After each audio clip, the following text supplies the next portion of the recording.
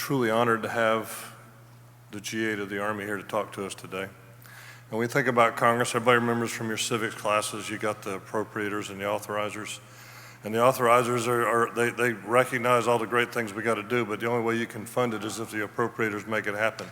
We have the appropriator for the United States Army with us today, an Army aviator that's going to show us. Number one, he's just happy to be here out of the Pentagon, okay? So he was able to get a pass to get out. But this guy has the vision and the foresight to know where our Army is going and how he's going to resource it. So for him to take the time to be with us today, we're blessed. Eric, thank you for being here, sir.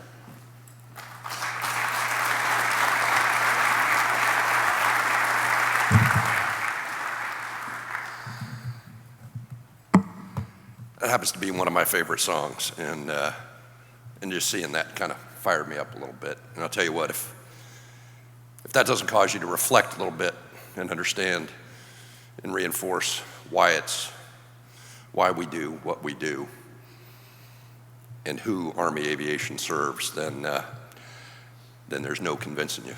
So, Tim, thanks again for the kind introduction. I appreciate that much. It's great to be here with friends. Small group this morning. Things were a little rough late last night, I think, for some folks, probably sleeping it off, but some great celebration and camaraderie there. I also appreciate what Quad A does for hosting this very, very vital event as we come together as the Army aviation community, industry, families, reflecting on and planning for the future. And it's a great, great forum, and it's good to see it revitalizing after a hiatus of a couple of years. This morning, I'd like to share a few thoughts on the strategic and fiscal environments underpinning the Army's efforts to deliver the Army of 2030 and build the Army of 2040. And then I'll briefly focus on our Army aviation programs. The 2022 National Defense Strategy asserts that we live in a decisive decade, defined by dramatic changes in geopolitics and in technology. Strategic competitors such as the People's Republic of China and Russia seek to refashion the international system to suit their interests and advance their authoritarian preferences. In recent years, those competitors have invested extensively in long-range fires, extensive air defense systems, sensors, and other capabilities, all designed and intended to stifle our ability to project military power. Additionally, emerging technologies in artificial intelligence, robotics, quantum, cyber, and space add to the complexity of the current and the future battlefield. In an area of strategic competition and an increasingly complex security environment, we recognize that either our nation nor our Army currently face those challenges alone. These challenges require an agile, ready, modern, multi-domain Army that trains with, develops, and demonstrates credible capability that is fully prepared to firmly defend alongside and integrated with strong allies and partners. The People's Republic of China's increasing pattern of coercive and aggressive behavior is amongst the most comprehensive challenges to the international system of late, to stability within the Indo-Pacific region and globally. The PRC seeks regional dominance and to become a global military power while aspiring to assume control of Taiwan. As such, the Indo-Pacific theater is our priority theater, and China is our pacing challenge, and the United States Army is the backbone of the joint force in the Indo-Pacific theater. In recent years, China has increasingly asserted its 9-line claim to the South China Sea. They have seized islands from their neighbors, built and militarized artificial islands, and completely disregarded international law.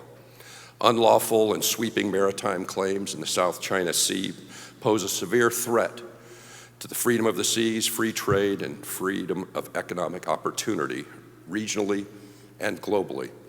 Furthermore, Beijing's claim to most of the South China Sea treads on regional states' sovereignty and threatens stability in a region vital to international trade and economic stability. Nearly 60% of global maritime trade transits through the area, with the South China Sea alone carrying almost 1/3 of all global shipping. Described as a vital artery for international trade, over $5 trillion in goods transit through the South China Sea annually. There's a perception among some that land forces do not have a role to play in the Indo-Pacific. You look at a map, you see a lot of blue and only a little bit of green. Some assume that deterrence, or if necessary, a fight, will take place primarily in the air and maritime domains. But this perception is narrow-minded, and it overlooks the high demand for ground-based, long-range precision fires, air and missile defense, aerial maneuver, reconnaissance, and joint logistics. In this region, our Army provides the joint force with the decisive, integrated land power to succeed in competition and rapidly transition and respond during crisis, and ultimately to prevail in large-scale combat operations. Even as we focus on the PRC, our pacing challenge, we recognize Russia's acute and ongoing threat. Last year, the world witnessed Russia's unprovoked invasion of Ukraine, beginning the most significant conflict in Europe since the Second World War. Moreover, Russia demonstrates no regard for international law, nor the principles that underpin global stability. Rather, Russia pursues malign activities to weaken rules-based order, while demonstrating its willingness to use force to achieve its aims.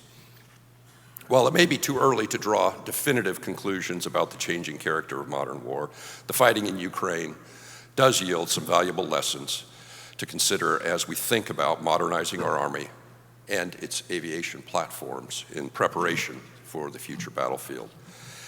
In Ukraine, we once again see why combined arms matter. Armor and infantry fighting as a maneuver team supported by artillery, combat aircraft providing fires and agile maneuver, manned and unmanned targeting techniques, electronic warfare, and of course, the intangible value of the will to fight, leadership, and training. And we shouldn't forget about the lessons from the 2014 incursion into Crimea. Russia employed unmanned aerial systems combined with electronic warfare and artillery systems to find and destroy mostly static Ukrainian targets. In addition, the Russians used electronic warfare to disable Ukrainian drones, breach cell phone networks, and find and fix Ukrainian armor formations. The technologies being used by both the Russians and increasingly by our Ukrainian allies are not new necessarily, but they are being employed on the battlefield in novel ways. What we initially observe in Ukraine underscores our Army's greatest strengths: combined arms maneuver at scale, the importance of empowered leadership through mission command, and the immeasurable value of a professional non-commissioned officer corps. So with the foundation of these strategic challenges stipulated, let's briefly explore the fiscal realities influencing our efforts to deliver the Army of 2030 and build the Army of 2040. We'll begin at the macro level with the federal budget. The federal budget can be broken down broadly into three categories: mandatory programs, interest on the debt, and discretionary programs. In practice, the White House and Congress have very little flexibility under our current laws with mandatory programs or interest on the debt, lest we risk default. In the most recent President's budget submission to Congress for fiscal year 2024, mandatory programs consume 61% of our total federal budget. This includes things like Social Security, Medicare, and Medicaid. And by law, eligible citizens are entitled to these benefits, and Congress must fund them. Additionally, interest on the debt is around 11% of our total federal budget, and it must be paid. This means that for fiscal year 2024, in the President's budget request, the White House and Congress have little or no flexibility with 70% of an over $6.9 trillion budget request. This leaves around 30% of the budget for discretionary spending, and our Department of Defense accounts for nearly 50% of all of our nation's discretionary spending. while reasonably well-resourced with an overall Department of Defense budget request of $842 billion for FY24, the Army does in fact compete with the other services. And the Navy and the Air Force and the Space Force all have some very compelling requirements in their path to deliver their capabilities and contribution to our joint force to deter near-peer competition and win in conflict. The hard reality is that the Army faces downward pressure on our budget. Our Army has seemingly infinite requirements to include modernization, and we compete for finite resources within the Department of Defense. And as a result, our Army senior leaders must make very tough decisions to ensure that our Army has the right balance between people, readiness, and modernization. And as our leaders have stated repeatedly, people are our #1 priority. As such, our modernization efforts are very precisely managed. The Army's budget request for fiscal year 2024 is $185.5 billion. This makes up roughly 22% of the Department of Defense budget. With this 22%, we allocate approximately 38% of our Army budget to military personnel, another 38% to operations and maintenance, our current readiness, and 21% to research, development, and acquisition, which includes the modernization funding supporting our current and our future aviation platforms. Finally, the recent growth in inflation is reducing our purchasing power. Over the past year, we've seen the highest inflation rates since the 1980s. Inflation means that we pay more for less, and for our industry partners, we recognize that it's more difficult to make investments and to increase production as we ask you to do.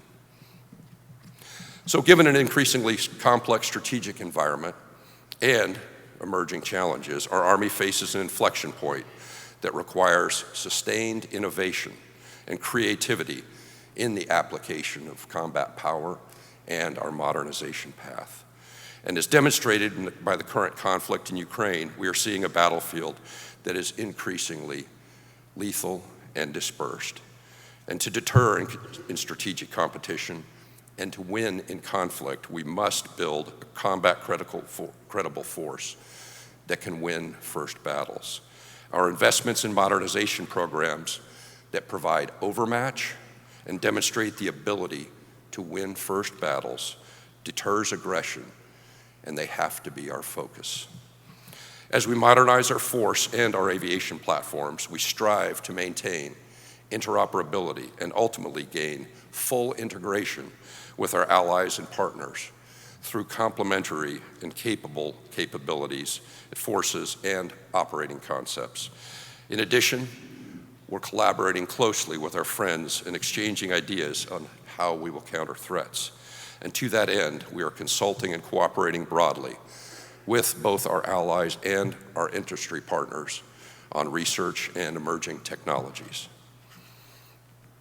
Of course, modernization is more than just developing new weapons and equipment for our Army. It also means developing new concepts and formations. Multi-domain operations is the concept that guides how the Army will operate against near-peer competitors in both competition and in conflict. It describes how we fight by continuously converging effects across all domains to create and exploit relative advantage over an adversary. And it also informs what we will fight with. The Army's material modernization transformation, what we will fight with, remains based on our 6 modernization priorities that you are familiar with, and also has an emerging emphasis on deep sensing and contested logistics.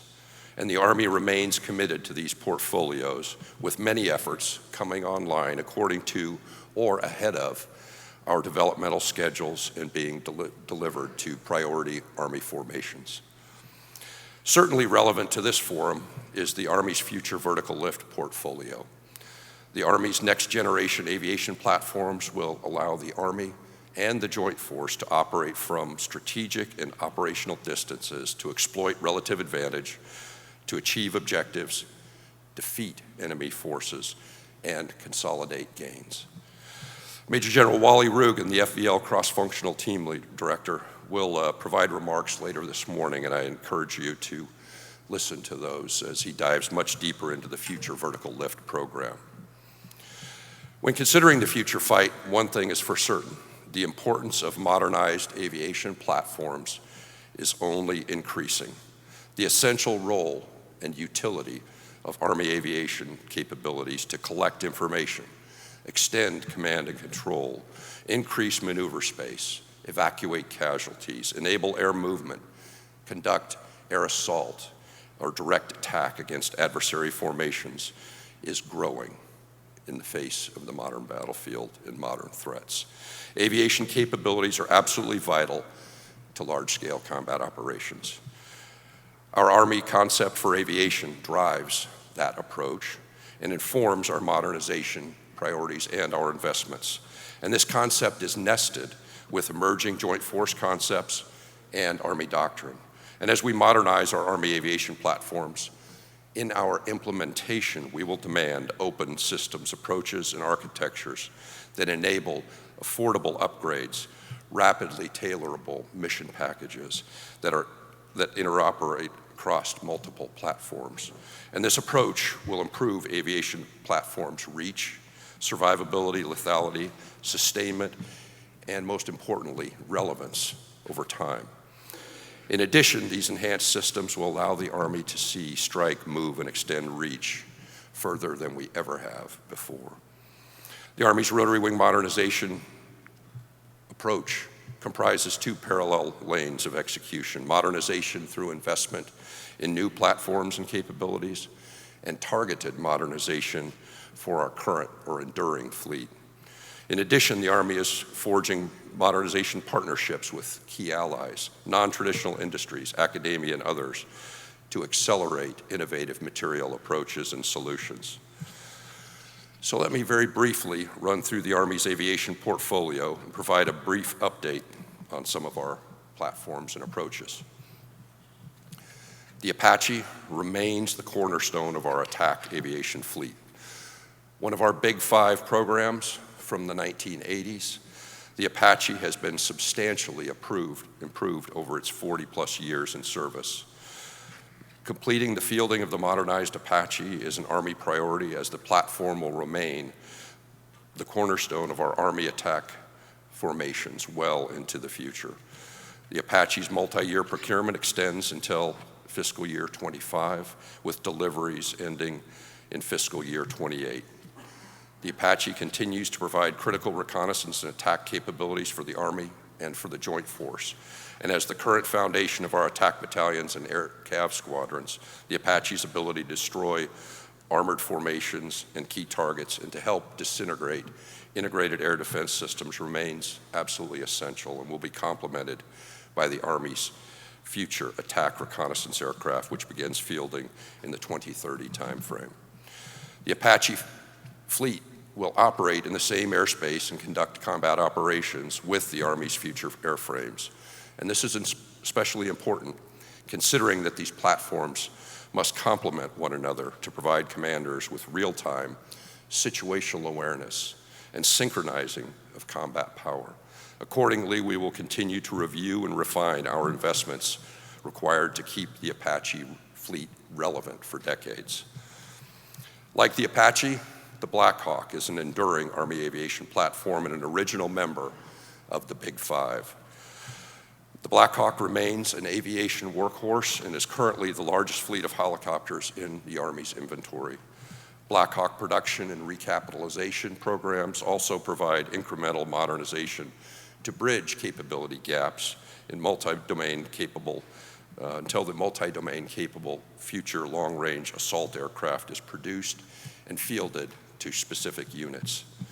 The UH-60 Mike will serve as the Army's primary utility helicopter for the near and mid-term, with FLRAA platforms initially beginning fielding in the 2030 timeframe. With the UH-60 Mike, we'll continue to support combined arms operations, air assault, general support, command and control, and medevac. And we expect to complete the procurement and fielding of the 60 mics in approximately 2026, with the preponderance of these remaining airframes going to our National Guard teammates. The venerable Chinook remains the U.S. Army's only heavy lift helicopter, and its vital role in heavy troop and supply transport cannot be overstated. From its origins in Vietnam to Afghanistan, Iraq, and certainly recently seen in Sudan, this aircraft has nearly doubled its lift capacity, increased significantly in its range and speed, and is equipped with state-of-the-art avionics, digital cockpits, and advanced flight control systems. We completed the fielding of the CH-47F to all of components of our conventional Army in 2021, and we are currently continuing the procurement of the MH-47G for our Special Operations Forces. As we continue our aviation modernization efforts, our cargo fleet is no exception. The FLRAA does not replace the Chinook. The Chinook's here to stay. We intend to invest in upgrades that improve aircraft capability, safety, and survivability to ensure viability and compatibility with our future fighting force. And from a global perspective, we also remain committed to working with our allies and partners to pursue opportunities to maintain the health of the Chinook industrial base and ensure it remains viable to meet the demands of allied requirements as well. The Army's ongoing investments in future and advanced unmanned systems also provides incremental and revolutionary advances in maneuverability, agility, lethality, reach, and survivability, and certainly in sustainment with respect to the modern battlefield. The future tactical unmanned aerial system will replace the Shadow Fleet and ground maneuver brigades over the next few years. Key to this effort is that we're using common interface software and pursuing innovative ways to reduce logistics footprints of our ground control stations. As a replacement for the Shadow at brigade and below, the future tactical UAS will be the commander's primary reconnaissance, surveillance, and target acquisition system. With runway independence, the system will expand the commander's ability to conduct aerial reconnaissance where terrain or threat limits ground reconnaissance. The FTUAS program is following a competitive prototyping construct where vendors will demonstrate their prototypes, and this phase will began in August, and the Army will select one primary vendor this year. Further, we're investing in the future family of air-launched effects. In concept, these devices will deploy from our helicopters an unmanned extension of lethal and non-lethal effects at distances we have never seen before. This is an exciting time for experimentation in unmanned autonomous systems for our Army. Our Army's #1 aviation modernization priority is nested with the 2022 National Defense Strategy to support joint all-domain operations.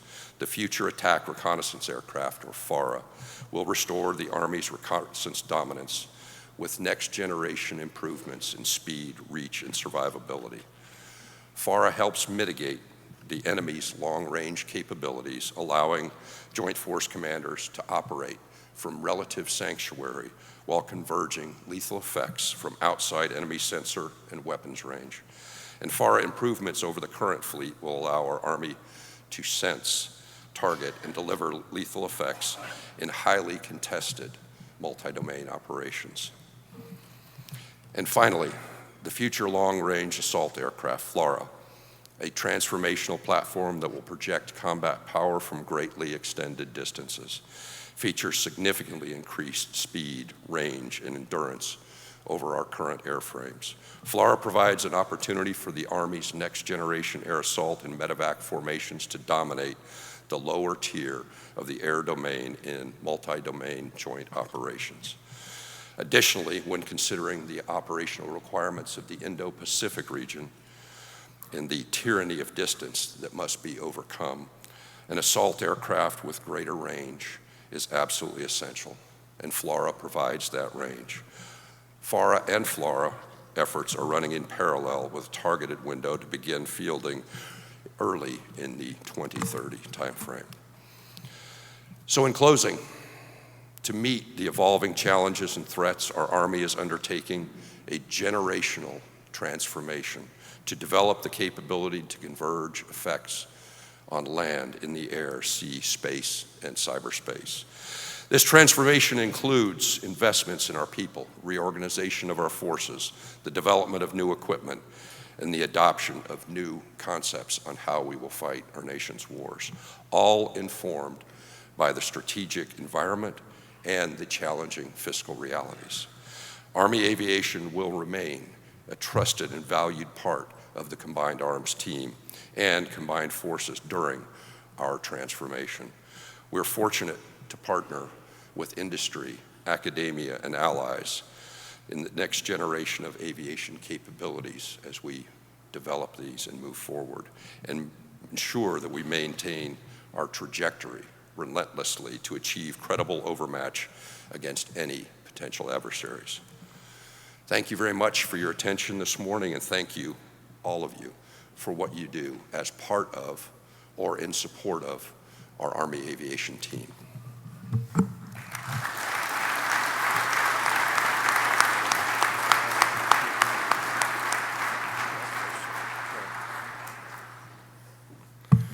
Wow.